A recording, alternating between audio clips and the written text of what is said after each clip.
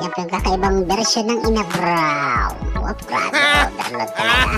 Parang sasabog. Iya. Atin ang mekos-mekos. Pag medyo malambot na po ang ating tubo, ilalagyan na po natin ang ating pechay galing po sa Planet Neme. Yan, grabe, napakabango. Wow. Sigurado, ubos na naman ang bahaw. Iyan, nilalagyan na po natin ang ating pechay. Alam niyo po ba, itong pechay na to ay grabe, kakaiba ang lasa kasi galing po ito sa ibang planeta. Para raw itong kamatis pampakinis ng kutis. Ayan, pagkalipas ng 3 taon sa wakas, luto na. Ayan, grabe, mauubos talaga namin ang isang kalderong bahaw. Oops.